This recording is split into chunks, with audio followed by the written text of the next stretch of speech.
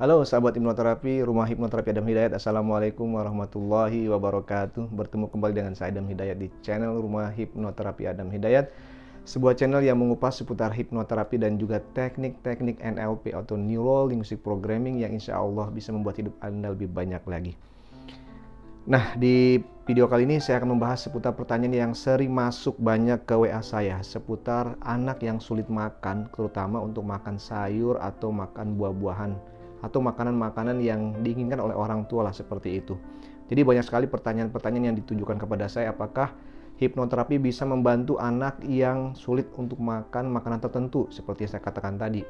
Nah, untuk menjawabnya saya akan langsung saja bahwa untuk anak-anak yang mungkin di bawah, saya katakan mungkin karena setiap anak dalam perkembangannya berbeda-beda, yang masih di bawah usia 10 tahun, kalau untuk dilakukan sesi hipnoterapi secara formal sepertinya akan memakan waktu atau mungkin usaha ya, khususnya bagi saya sebagai seorang terapis untuk bisa melakukan sesi terapi kepada anak di bawah 10 tahun, karena bisa jadi anak sulit untuk bisa diajak hipnoterapi secara formal. Oleh karena itu, saya membagi untuk hipnoterapi bagi anak yang tidak suka sayur menjadi dua. Yang pertama, anak yang di bawah usia 10 tahun dengan anak yang di atas 10 tahun.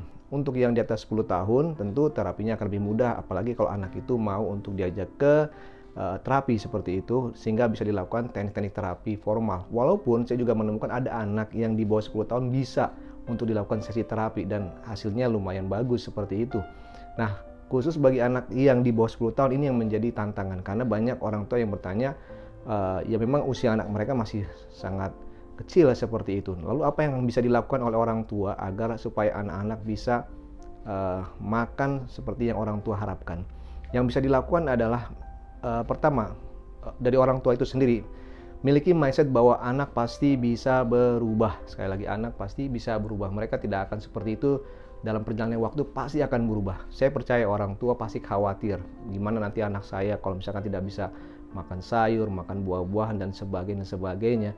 Itu menjadi kekhawatiran. Oleh karena itu, hal pertama yang bisa dilakukan adalah hilangkan kekhawatiran tersebut dan yakini bahwa anak bisa berubah. Yang kedua, Anda bisa lakukan teknik-teknik terapi yang diajarkan di video-video saya, atau Anda bisa lakukan teknik komunikasi bagaimana mensugesti anak untuk bisa menyukai makanan yang Anda inginkan, misalkan dengan cara hypno sleeping. Misalkan sebelum tidur diberikan sugesti, ya diberi gambaran tentang makanan, sayuran seperti itu.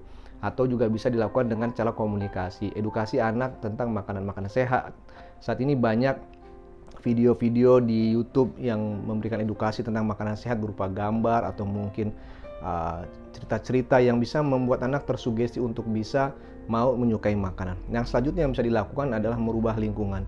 Banyak saya menemukan beberapa kasus anak yang akhirnya mau makan seperti yang diharapkan oleh orang tua ketika mereka menemukan pergaulan baru. Misalkan ada teman baru yang suka makanan tertentu sehingga dia melihat temannya makan makanan tersebut, akhirnya dia suka, dia coba dan akhirnya makan.